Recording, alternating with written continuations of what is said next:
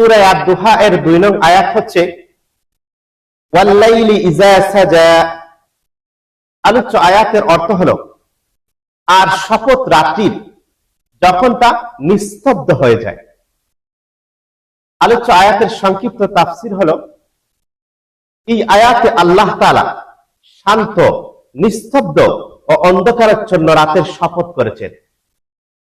যেমন দিনের আলো মানুষের চাঞ্চল্যের সময়, তেমনি রাত বিশ্রাম, অশান্তি ও স্বস্তির সময়। আল্লাহ তাআলা দিন ও রাতের এই পরিবর্তনের মাধ্যমে তার অসীম কুদরতের পরিচয় দিয়েছেন। এই আয়াতের মাধ্যমে প্রিয় নবী সাল্লাল্লাহু আলাইহি সাল্লামকে সান্ত্বনা দেওয়া হয়েছে যে যেমন রাতের অন্ধকার স্থায়ী নয়, তেমনি সাময়িক কষ্ট পরীক্ষাও স্থায়ী নয়, এরপরেই আল্লাহর রহমত ও সাহায্য আসে। আলোচ্য আয়াত আলোকে সূরা দুহার 2 নং আয়াত আলোকে আল্লাহ রাব্বুল আলামিন পবিত্র কোরআনের অন্য এক আয়াতের মধ্যে ইরশাদ করেছেন ওয়াজআলনাল লাইলা লিবাসা, যার অর্থ হলো আর আমি রাতকে করেছি আবরণ স্বরূপ। এক হাদিসে প্রিয় নবী সাল্লাল্লাহু আলাইহি সাল্লাম আলোচ্য আয়াত আলোকে ইরশাদ করেছেন ইন্না লিনাফসিকা আলাইকা হাক্কা। আলোচ্য হাদিসের অর্থ হচ্ছে নিশ্চয়ই তোমার নিজেরও তোমার উপর অধিকার রয়েছে।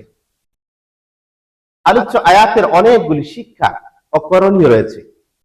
তার মধ্যে থেকে উল্লেখযোগ্য কিছু শিক্ষা এবং করণীয় হচ্ছে এই: 1, দিন ও রাতের পরিবর্তনের মধ্যে আল্লাহর কুদরত উপলব্ধি করা। 2, পর্যাপ্ত বিশ্রাম গ্রহণ করে শরীরের হক আদায় করা। 3, বিপদ ও দুঃসময়ে ধৈর্য ধারণ করা।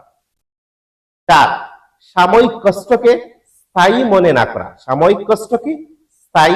না করা। 5, আল্লাহর রহমত ও সাহায্যের প্রতি আশাবাদী থাকা। আলোচ্য আয়াতের সার কথা হচ্ছে, মোট কথা হচ্ছে এই সূরা আদ-দুহার 2 নং আয়াত আমাদের শেখায় যে যেমন রাতের অন্ধকারের পর আলো আসে, তেমনি কষ্টের পর স্বস্তি আসে। তাই আল্লাহর উপর ভরসা রেখে ধৈর্য ও আশা নিয়ে জীবন পরিচালনা করা উচিত।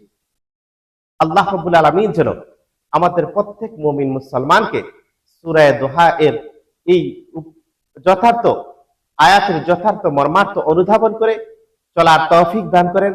আমিন সুম্মা আমিন।